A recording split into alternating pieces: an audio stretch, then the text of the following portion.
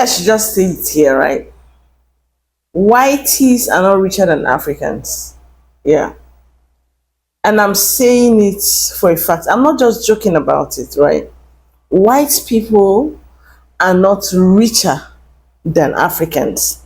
So all these things they do when they visit, third world countries like Africa, and they go to the local place, I mean, the very, very far places that people like me have never even seen before. And they start doing a whole lot of photo shoots to them, portraying us like, oh, these people are really poor. It's crazy.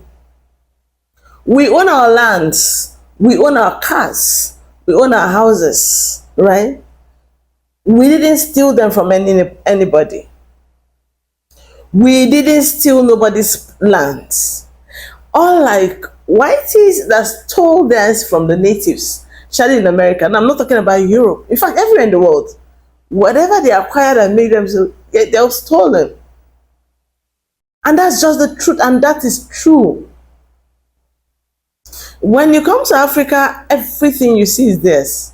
They don't take credits. Nobody give you loan or credits to buy a car. When you see us with cars, we bought them with our money. Like we paid and took it. Do you get that? And so this white people portrays, see, if you're a black American, you're different. If you're a Native American, you're different. I understand those people are the ones who own the wealth, right? But a whitey have no right to come and be saying, oh, black people or people from the south, they're really poor. You're not better than us. You are not better than us. And that is just the truth. Anyways, watch these videos. I'll be back. White people traveling to third world countries really make me fucking laugh. Because every time, this is a very common sentence they say, okay? Oh my God, they're poor. And they're so happy. They're so happy and they don't have anything. And I guess that's just all they know, right? That's why they're happy. Oh my God, wow, that's so beautiful. Bitch, they got more than you. Okay, yeah, they own the fucking property. They own the car. They own a fucking farm. What do you got? A house? No, shit's mortgaged. A car? No, shit is financed to lease. Fucking credit card debt? They don't fucking credit cards there. Everything they paid was fucking cash, hard-earned money. Talking about, that's all they know. No, they know about your life. They know about the Western life, about how we don't fucking own anything here. That's why they're fucking happy. I am a U.S. citizen, and I'm also a Kenyan citizen, and I've lived here in Kenya now for 3 years, and I've observed some interesting things in that time. Now, before I get into this, I'll just say that I know there's so many layers to this. There's a lot of nuance, and I am not generalizing. I'm just speaking from my observations. So one thing I've noticed is that a lot of Kenyans are in a hurry to leave Kenya and to go somewhere outside, like the US or UK or somewhere else, because they believe that it will bring a lot of opportunity and give them a chance to build wealth. And again, nothing wrong with that. That could be very true for many people. Everyone has their own path. Again, this is just an observation, because I've had a lot of conversations with Kenyans, whether through messaging or even people that just talking face to face. They want to know how they can go to the US because that's where the wealth is. Which leads me to my second observation, which is that a lot of Kenyans don't understand how wealthy they are. Kenyans own land. They own property. Many Kenyans own land and own property, and they build on that land, and they pass down that land, and they own that land free and clear. It's not on loan. It's not on mortgage. There's no debt. They've built their house debt-free. And in the US, that is just not the case. I decided to do a little bit of researching on this because I wanted to see if my observations were actually backed up with facts. As one does, I started having a conversation with ChatGPT, and I wrote down this particular part because I wanted to read it word for word. I'll probably put the screenshot here too. So with the home ownership rates in Kenya, 61% of people overall own their homes, with 86% of those being in rural areas and that's mostly debt-free.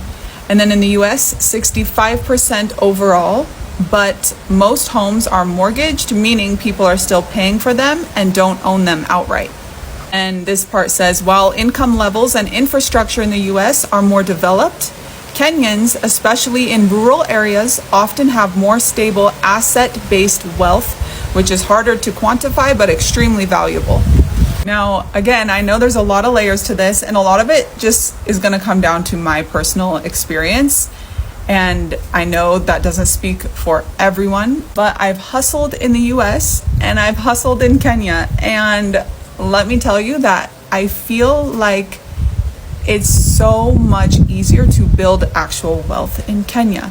I feel like we're actually getting somewhere here. I feel like we're actually building something here, and it's not just like constant, rat race, wheel turning, but getting nowhere. Out here, it feels very solid. And out here, our home that we live in right now in the village, we don't owe anyone. We don't owe anything. We built this brick by brick, and it's ours, and it's in our name, and it's not on loan. And everything else that we're doing as far as business goes, it just feels solid. It's so rock solid out here. And I'm not saying it's perfect here in Kenya. I'm not trying to diss the US. I love the US. There's so many different kinds of opportunities out there as well. But I don't think that I can look you in the eye and say that the US is a better place to build wealth for the average person. People in West Africa are starting to live better than people in the Western world. Now, I'm not talking about everybody, but I'm talking about if you're well-to-do, if you're doing pretty good in your life, it's better to be doing really well in Africa than it is to be in America. Now, I'm currently in America, and it's like a little bit of a culture shock coming back from Africa, because when you come here, you're around people who, on paper, they're very successful, rich, and all that. But all these people are drowning in debt. They got a nice car, but they don't own it. They've got a lease on it. They may say that they own a house, but they kind of do, but they have a huge mortgage on it. But in Africa, people own everything outright. And what does this lead to, like, in day-to-day life? Well, when you know someone who's well-to-do in Africa, they're a lot more relaxed. They feel like they can go on trips with you. They're a lot more generous. People here, even though they may have a lot of money on paper in America, the second they let their foot off the gas, the second they stop hustling, those bills will catch up on them really quick. And it shows like kind of why I feel West Africa is the future, because here people are putting up an appearance of being rich, well-to-do, but it's fueled by debt, and it's fueled by them working 2 jobs. Husband and wife are both working high-paying jobs, 50 hours a week each, and doing all of that to just create this facade. Whereas in West Africa, once these guys have made it, they're living good lives. They're having that balance in life, and they're not killing themselves. So I think long term, who am I betting on? I'm betting on the lifestyle of West Africa. Yeah, I wonder why that is. It's not like they have all their resources taken from them. It's not like America can send militants into Africa or fund militants in Africa without the approval of Congress under the guise of anti-terrorism. And even if they were, it's not like they're doing it on the entire continent. And even if they were doing it on the entire continent, it's just one country. They can't do that much damage. It's not like they assassinate any leaders that are stupid enough to nationalize their resources within years of them rising to power. And they can always bounce back from that. It's not like they intentionally place figureheads that are loyal to the West after taking out the people who aren't. And even if all of that was true, that's like the 1980s. We've become a better country since then. Time has passed. It's not like we're still doing the same thing today. Absolutely no way. I shouldn't have to look at what my ancestors did. That was so long ago. If I were to do that, that'd be white guilt. I heard that term on a podcast. Dumbass. I'd rather be broke in Africa than I would ever be broke in America. Okay, hear me out. First of all, when you broke in America, you broke. You motherfucking next level broke, okay? You broke until payday, broke until I don't know when I'm gonna be able to have money to pay my next bill. I don't know what the fuck I'm gonna do about these kids' school club. I don't know how I'm gonna pay this water bill, all the lights gonna get shut off. That kind of broke. But when you broke in Africa, it's a motherfucking peaceful broke. You don't got nothing to worry about. You ain't worried about nothing. Electric's only $20. In some places, you only pay rent once a year. If you're here in Kenya, you pay rent monthly, but it ain't even up to that much as it is in the USA. So when you broke over in Africa, it's a peaceful kind of broke. In Africa, as soon as you go outside, you didn't forgot you was even broke. Like, you could be broke and still look good. Nails be only $10. Hair be only $10. Motherfuckers won't even know you broke in Africa. But America, they know when you broke. You down bad and begging broke. Ooh, honey, I don't see how y'all do it in America, honey. I can't do it. I can't do it, honey. I'd rather be broke in Africa than broke in America. Some of y'all wonder, like, what am I do if I ever move over to Africa? How I'm gonna get a job? Where I'm gonna get my income from? Don't worry about that. Don't worry about that shit. Just come to Africa. Come to Africa broke. Figure it out later on, okay? Figure it out when you get over here. Just come to Africa. Come here broke. Let your ass go broke in America. They gonna send an eviction notice on your door in 24 motherfucking hours, okay? How the fuck you gonna pay that $2,000, $3,000 rent? If you gonna be broke and you gonna be poor, at least be poor and broke in Africa. At least come to Africa. Since I've been here, I'm like, how are some people out here not wealthy and they're still happy? I see why now. It is actually a pleasure to be broke in Africa. Like, it's still peaceful. It's still motherfucking peaceful in Africa. Even when you're broke in Africa, it's a peaceful type of broke. You are still motivated. Trust me. In America, oh my God, you feel like you have to go to mental hospital after about a month of being broke. After about 2 weeks of being broke in America. Out here, you could be broke for years and still be happy. Trust me. Don't go to Africa because Africa is dangerous. Aren't you getting tired of people saying that? I mean, I don't know why. It's like people that has never been to Africa before is always deeming Africa as being like this dangerous place. I mean, even though they have manipulated our mind for like the past decades about Africa and how Africa is so dangerous that as soon as you land, like somebody's going to fucking kidnap you. Do you not know that stuff here happens here too in the USA? I'm sorry to say, but every time I go to Africa, I feel more safe in Africa than I do over here in the USA. I mean, the people are like super friendly over there. The ambience of the restaurants are like to die for. I mean, everybody is hustling and minding their own business. Stop listening to people when people tell you that Africa is dangerous and like they're gonna just take off with you as soon as you get there. Stop listening to people who has never been or traveled outside of their hometown, let alone outside of the country. Now, if you know me, I'm an international traveler and I take people over to Africa. And that's what I do for a living. I have also set up other successful businesses over in Africa, and I like to teach you how to make money as well. But first things first, you have to literally stop believing people when they tell you that Africa is this dangerous place, because Africa is so beautiful. The first time I went to Africa, I literally went alone, and I'm standing right here on this TikTok video today telling you how I went to Africa. So that literally proves how safe it is. If Africa was that dangerous, I literally would not be taking people over there to Africa. Trust me. People that say that Africa is dangerous, they probably haven't been watching the news over here in the USA lately. So stop believing what people say, because literally people would trick you out of traveling and have you stuck and stagnant just like them. So now is your sign to book that trip and go over to Africa and prove to people that Africa is not as dangerous as they think. Or you could just simply go ahead and get your passport and go along with me on my next group tour in July 11th of 2025, where I take a bunch of strangers over to Africa for the first time. Don't forget to follow my page for more.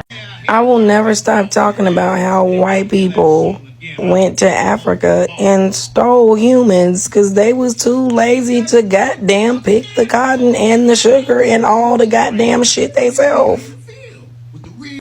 I never understood the whole thing where white people go to Africa, any country in Africa, they find the local people, the local kids, and they do a whole photo shoot with them. And they post it on social media. Random ass kids. Why? I don't get it. Imagine me going to France, like any country in Europe or whatever, and then just finding how, like, no one does that in Europe. You don't go to Europe and find the local kid and take pictures with them and post them on your socials. Why is it a thing when you go to Africa? I don't understand. It's so weird. Oh, let me take pictures with some random kids. Please, cause it's like, if you really think about it, they're just be the randomest kids. Like, oh yeah, sure, I get it. Like, the culture in Africa is different. People are very friendly. Yeah, I get it, but It's just weird. And it's only white people that do this, by the way. What's that about? Because I lived in Equatorial Guinea in Africa for like 4 years, and I can't even imagine like me, like 10, 12, 13-year-old me in Guinea just minding my own business, and some random white person just starts chatting to me and asking me for pictures. I don't know how, I don't even know how that conversation starts. Like, or okay, let's say they're staying like in a camp, whatever, or like in the village. Still, why are we taking pictures? Oh, for memories. Okay, fair enough, but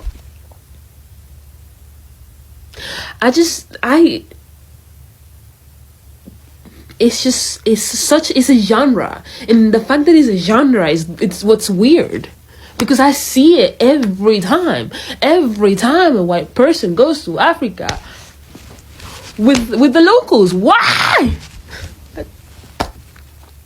Anyways, I rest my case. I don't know. It's an abomination for you to start thinking, oh, you're better. You're better in what way, please? How? How are you better? Please let me know. How are you better? You're not better than us. As a matter of fact, anyone who has visited Africa will tell you, oh, this is a very beautiful place. What we suffer from in Africa is just corrupt leaders, and that's just the truth. We are really blessed in Africa. Yeah, we are blessed.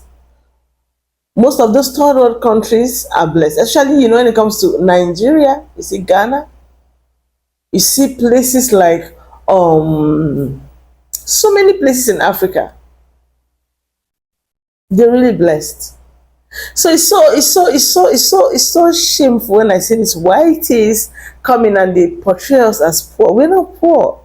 These people literally came, stole things from Africa, and took back to their places. They used it to decorate their museums. They used it to make money. It's really, really crazy when they do this. And if it's a black American trying to tell me, oh, we're richer than Africans, I will agree. I will agree in so many ways. And for so many reasons, I will agree. But this bunch of, people trying to make it look like, no, they're better. You are not better than us. You are not better than us. I'd like to hear your thoughts in the comments. Do you think people are better? Anyways, let me stop here. Compliments of the season to you. A happy Christmas. Merry Christmas to you all.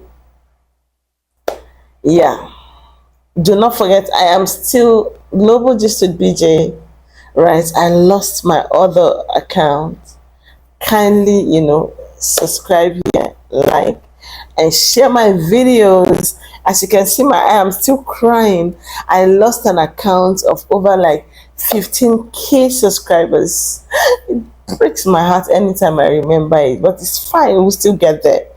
I built it till that point. I'm still going to build it here with you all helping me. Let's go one person at a time. Let's get this account to at least 1,000. Okay, can we do it? Can you help me share my videos, please? Right, thank you so much for watching. I love you all so much. I'll see you next time. Bye, guys.